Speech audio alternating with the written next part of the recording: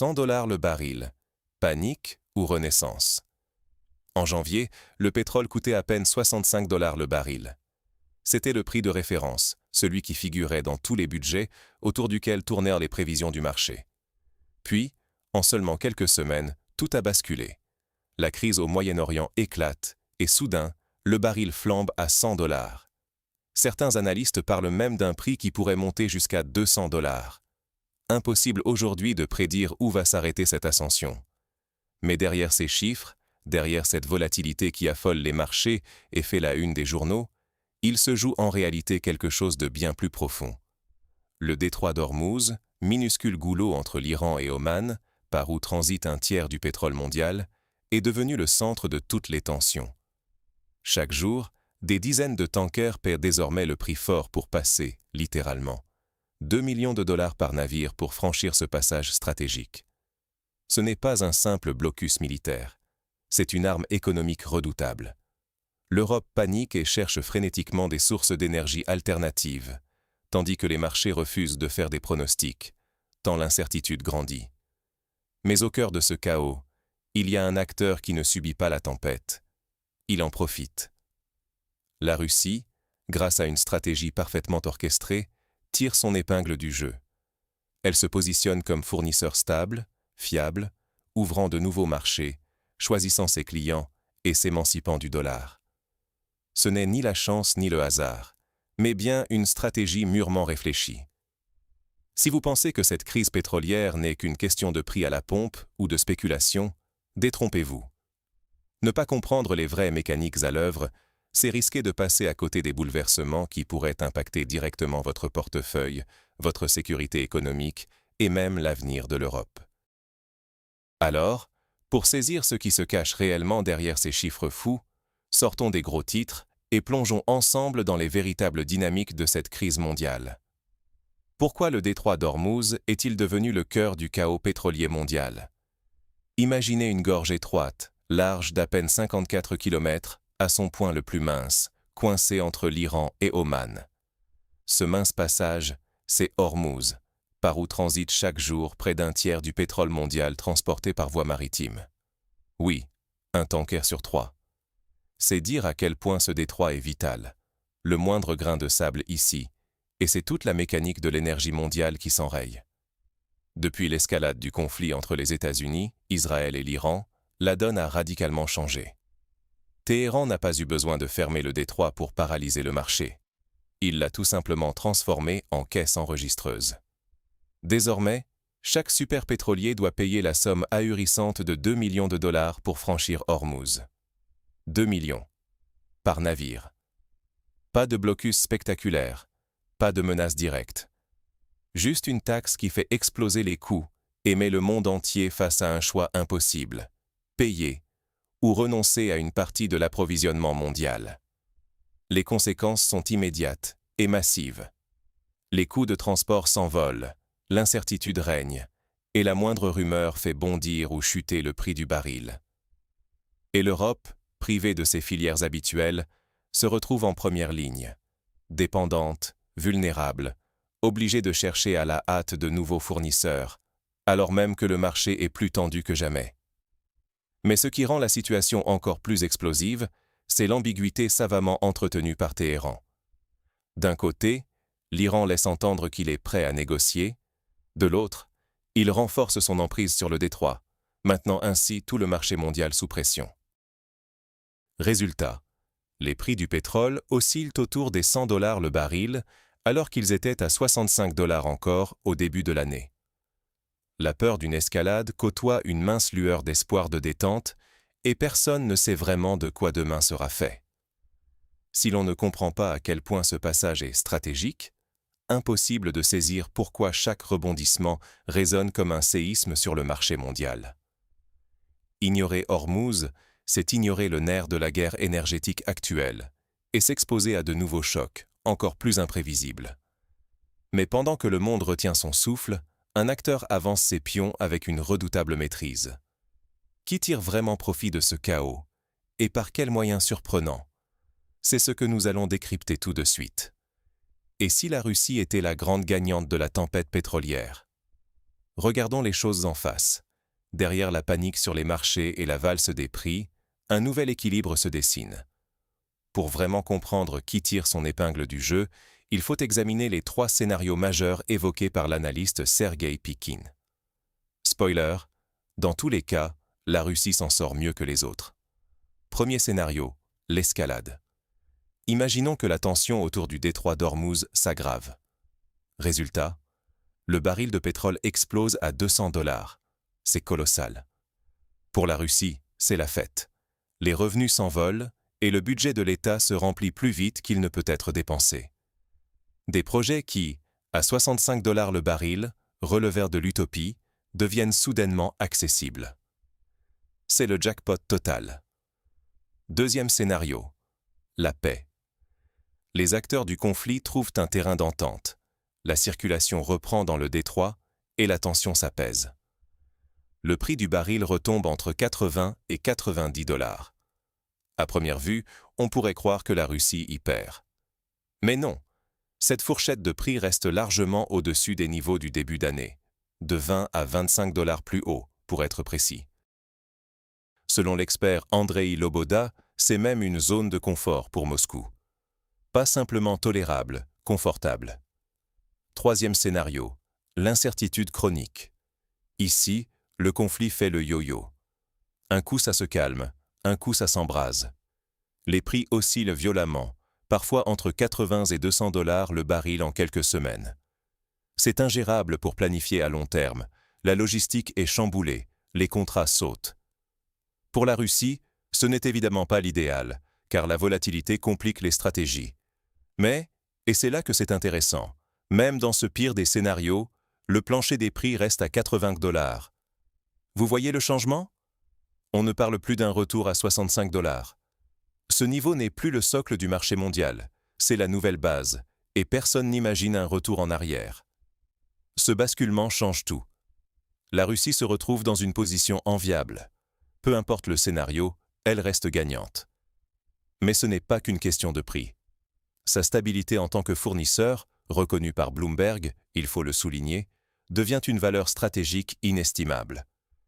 Quand la moitié du monde se débat dans l'incertitude, savoir que le pétrole russe arrive, coûte que coûte, ça rassure les marchés et ça séduit de nouveaux clients. Et c'est là que le risque se profile pour l'Europe et bien d'autres. Ne pas voir cette nouvelle donne, c'est sous-estimer la capacité de la Russie à s'imposer comme acteur incontournable et à influencer durablement les prix, les flux et même les choix politiques. Cette réalité n'est plus théorique. Elle s'installe sous nos yeux et redéfinit l'avenir énergétique mondial. Mais la Russie ne se contente pas d'attendre ou de profiter du chaos. Elle avance déjà ses pions pour redessiner la carte énergétique de la planète. Quand la stratégie prime sur la quantité, la Russie choisit ses clients. C'est là que tout bascule et qu'on comprend à quel point le jeu a changé sur le marché mondial du pétrole. Fini le temps où la Russie devait supplier pour écouler ses barils, acceptant n'importe quelle condition, n'importe quel client. Désormais, c'est elle qui fixe les règles, qui décide à qui vendre et à qui fermer la porte, même si la tentation du profit immédiat reste forte. Prenons un exemple frappant. La toute première livraison de 750 000 barils d'Espo Premium aux Philippines. Un retour symbolique, après 5 ans d'absence sur ce marché. Rien n'est laissé au hasard. L'Asie du Sud-Est, et plus largement l'Inde, deviennent les nouveaux moteurs de la stratégie russe. Pourquoi? Parce que ces marchés sont en pleine croissance, et surtout, prêts à s'engager dans des partenariats stables et durables, loin des aléas politiques de l'Occident.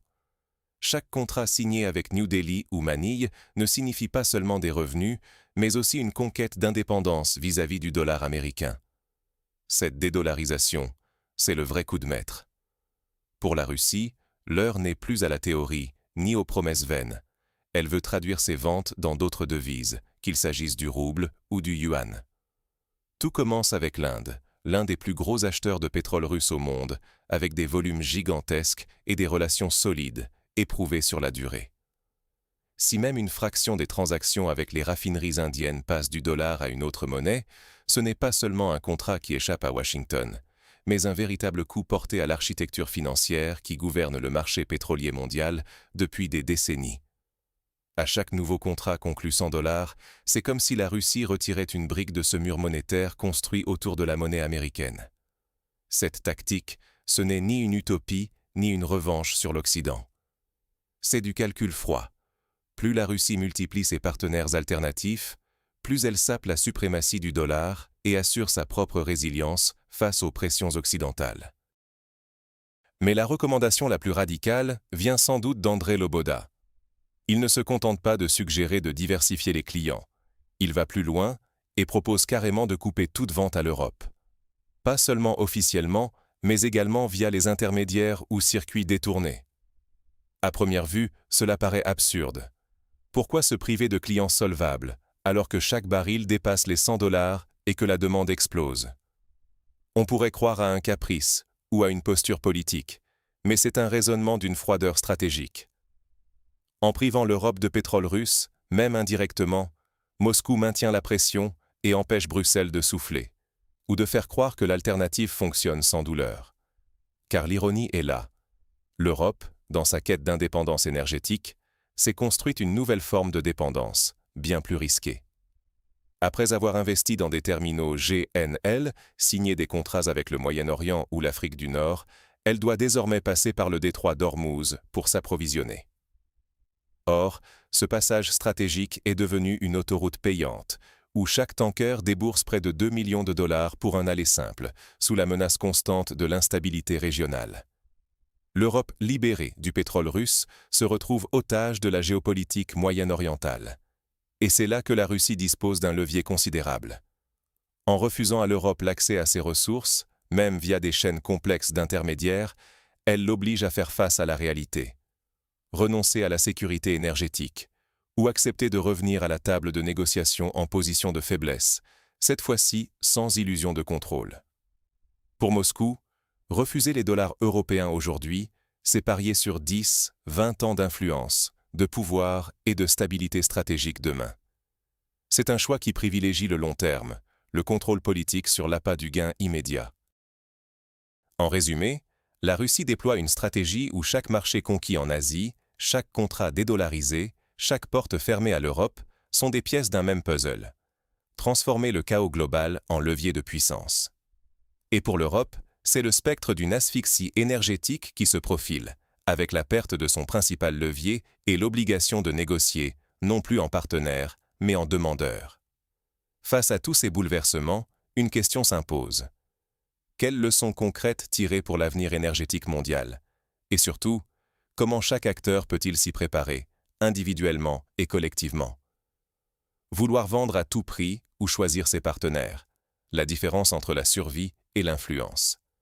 C'est exactement la leçon que la Russie donne au monde aujourd'hui.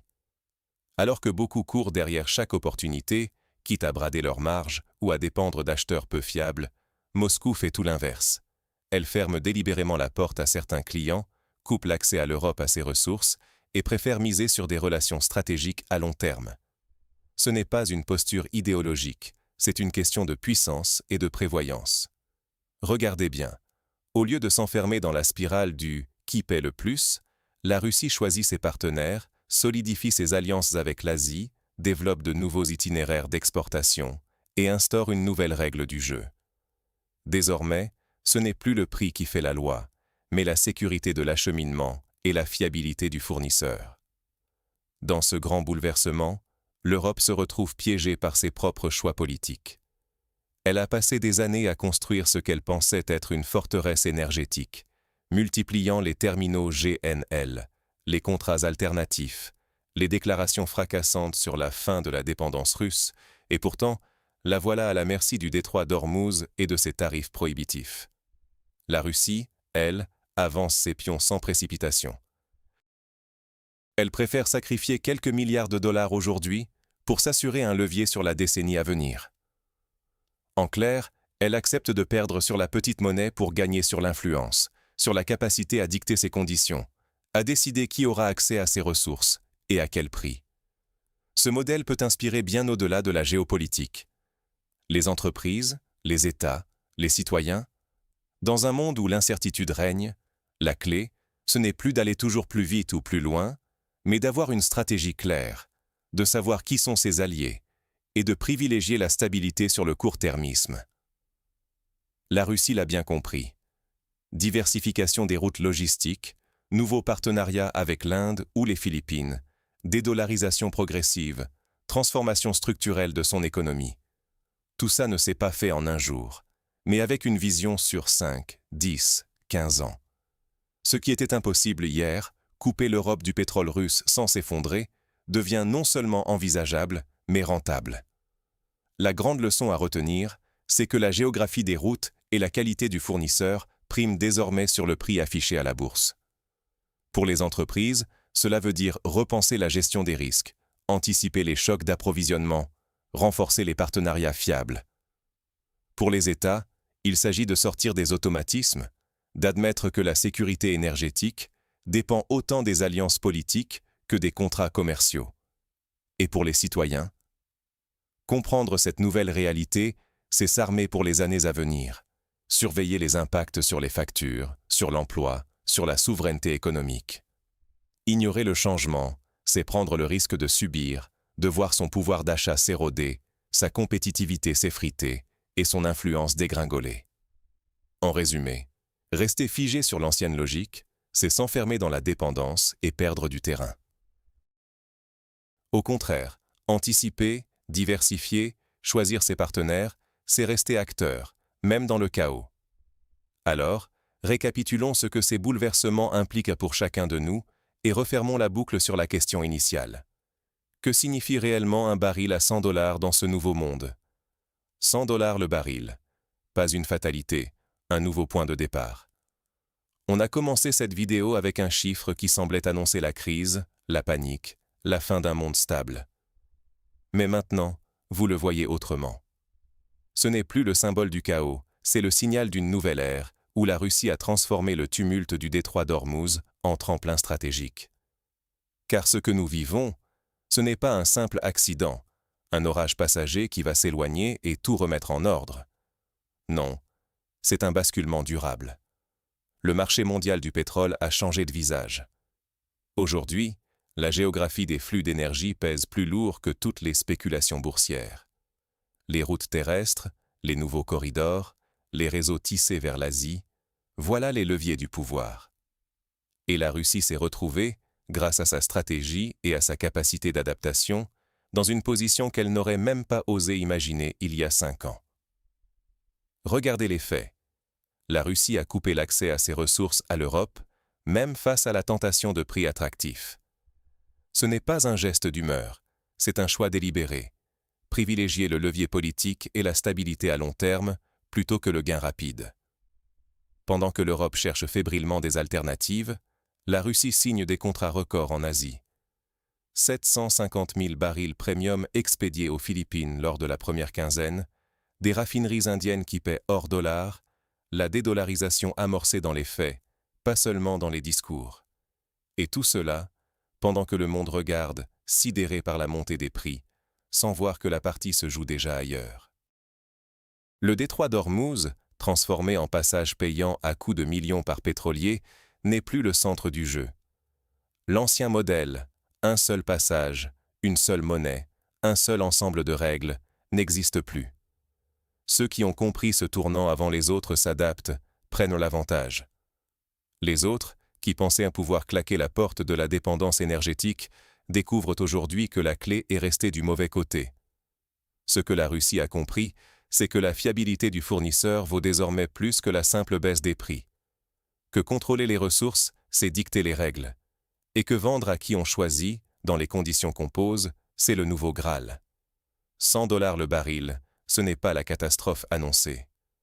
C'est le prix d'une réalité où l'accès compte plus que le coût, où la géopolitique prime sur la volatilité.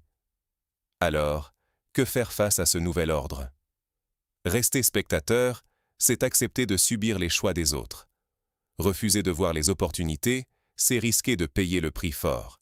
Perte de pouvoir d'achat, de sécurité économique et d'influence politique. Pour l'Europe, l'heure n'est plus à l'orgueil ni à l'indignation, mais à la réflexion stratégique. Pour la Russie, la question est simple. Saura-t-elle exploiter cette fenêtre d'opportunité ou, une fois encore, laisser filer l'avantage? La réponse ne viendra ni des unes alarmistes, ni des hausses de prix, mais de notre capacité collective à analyser froidement les faits et anticiper les mouvements du monde. L'enjeu est clair. Ceux qui prennent ce virage dès maintenant joueront un rôle décisif dans l'avenir énergétique, économique et géopolitique de la planète. Ceux qui ferment les yeux, eux, resteront à quai, spectateurs d'un monde qui avance sans eux. À vous de choisir de quel côté de l'histoire vous voulez être. Merci d'avoir suivi ce décryptage. Si ce type d'analyse vous aide à mieux comprendre les coulisses du monde et à anticiper ce qui arrive, abonnez-vous. D'autres analyses arrivent très bientôt.